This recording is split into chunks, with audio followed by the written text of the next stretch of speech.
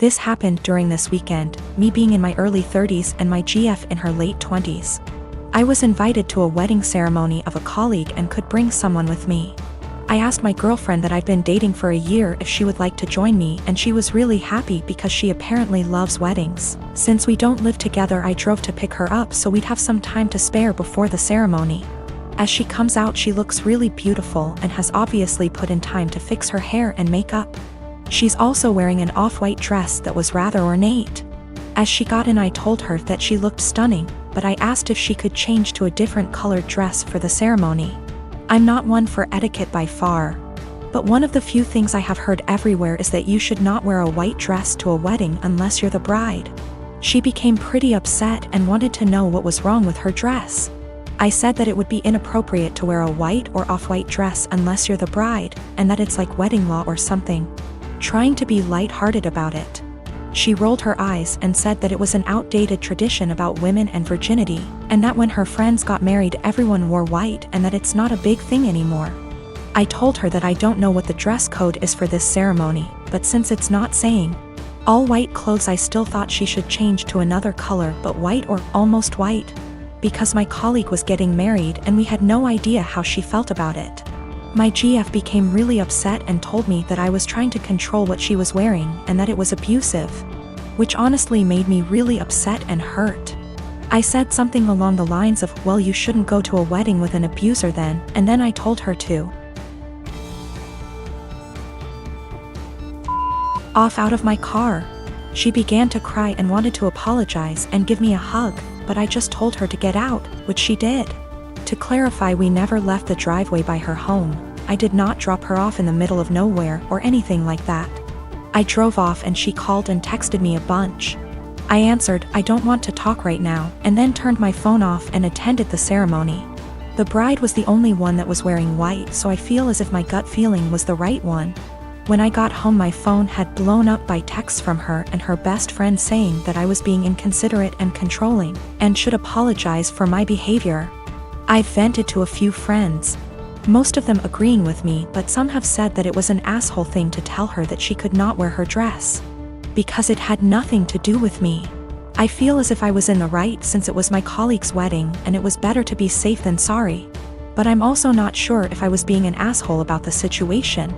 My girlfriend found out about the thread, don't know if she knew my handle, or just found it, and we talked over the phone.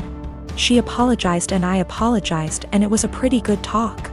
She asked if she could come over, and I said no and that it would be best for us to go our separate ways.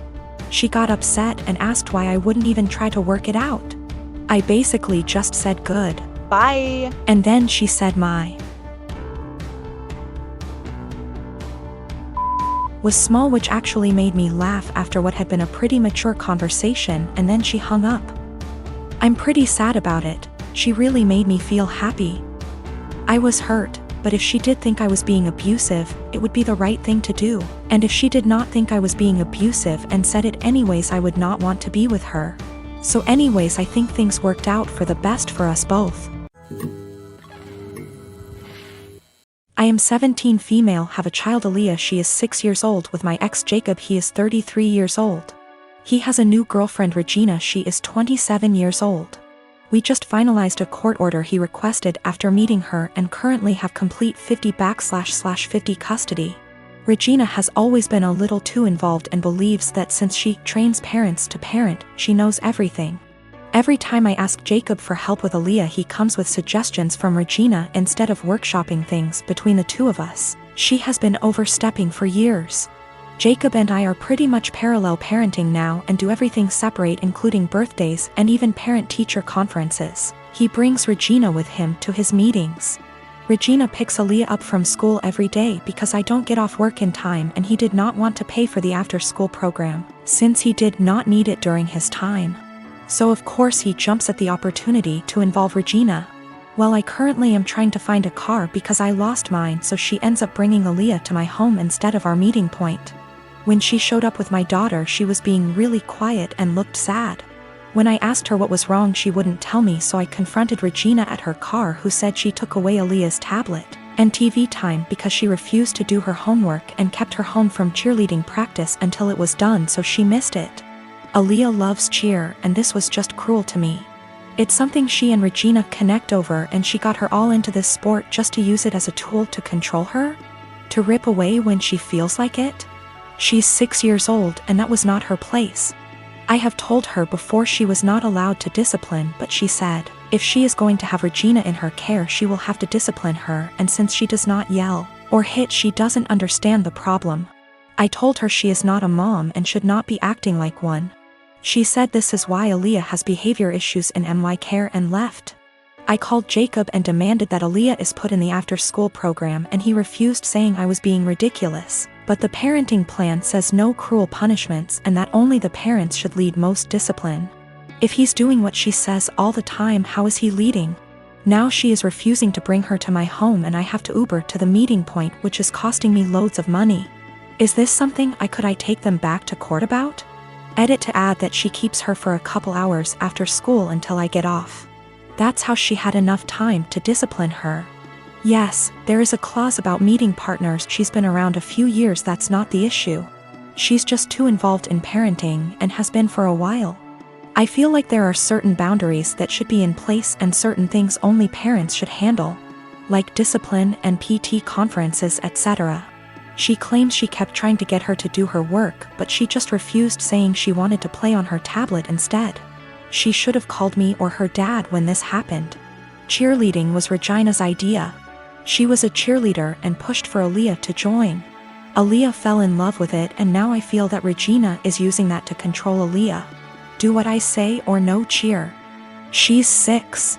If she kept refusing to do her homework, she should have called me to discuss a consequence. If she's alone with Aaliyah during either parent's time, she needs to discuss with both parents what the course of action should be for discipline. She is not a teacher. She is not a professional we are paying for, therefore guidelines need to be followed. My cousin Amy has twins and has a nasty habit of dumping them onto relatives to babysit for the entire day without any warning or regard for their time. I have a very strained relationship with her, but because my mom's side of the family demands that we all remain close-knit, so I have no choice to tolerate her. When she initially gave birth to them, she teased me that I'll have to take on babysitting duty from now on. I'm no good with kids, so I remarked to her that if I ever have them, I'll train them, not babysit. She brushed me off. The kids now are hella destructive and loud, pulling out stuffing inside furniture, holes inside walls, smashing anything glass and porcelain, screaming louder than a fire alarm. You name it. When it was my first turn to deal with them, I immediately walked with them to the store and grabbed the biggest bag of M&Ms I could find and trained them so that every time they follow my orders and behave, they get one. If they misbehave, I get one. Soon enough, every time the kids were dumped on me, they went with my guidelines and behaved. Whenever I say sit, they sit at the table. When I say stay, they don't leave that spot, etc. 2 days ago there was a party planned with the whole extended family. I know, pandemic. Didn't want to, but mom insisted, and I grabbed the M&Ms since the twins were there. Arrived, twins were being so destructive, an entire tray of food was spilled. That all the adults had enough and yelled at Amy to control them. She vomited the same excuse of them just being kids and they'll grow out of it eventually. I shouted the twins' names and shook my M&Ms bag.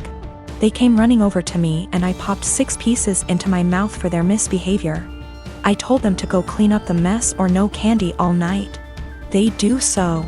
Halfway through the party, every time something similar came up or they just weren't behaving, I was the one able to calm them down. When Amy saw what I was doing, she got angry and started yelling at me about how her children aren't animals and that I shouldn't be giving them so much candy anyway. I told her that I'm their aunt, not their parent. Why am I the one disciplining them? Isn't that her job? She screamed the same argument at me, and since she's their mother, to stop giving them candy. One of the twins overheard and went apeshit. Dashed straight into the kitchen and started shattering anything they can get his hands on, shouting over and over that he wants candy. His twin joined him soon after. I repeated that she's their mother, and just sat in the living room watching it all unfold. At the end, Amy blamed me for them turning out this way. The other relatives she dumped them on, a majority, disagreed, but when I told a friend about the situation, he told me that the training I did can really up the kids mentally later in life. My name is Mary, and I'm expecting my first baby with my husband. This is the first grandchild in the family, in-laws, and they said that if the baby's a boy then we'll give him my father-in-law's name. He's dead due to cancer. I had no problem with that. This happened before we found out the gender of the baby. My husband and his family had me do things like attend prayers and do other rituals before the reveal at the doctor's. I didn't like that but went with it to keep the peace. Our appointment came, and it turned out to be a girl. My husband cried in the car, then turned his phone off to hide from his family, then finally told them.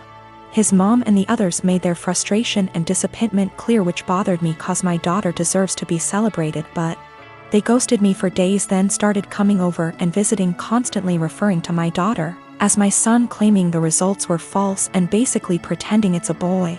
I had severe fights with them after they refused to stop it.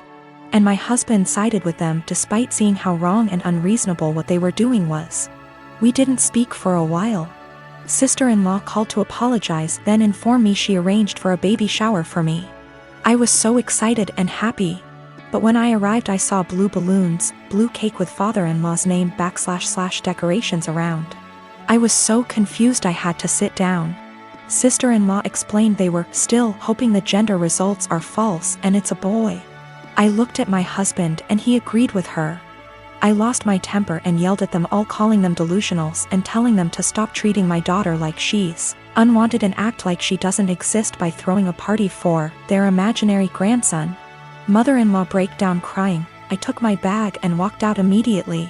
They started yelling and my husband followed me outside and started arguing about how I insulted his family and his dad's memory by acting like that.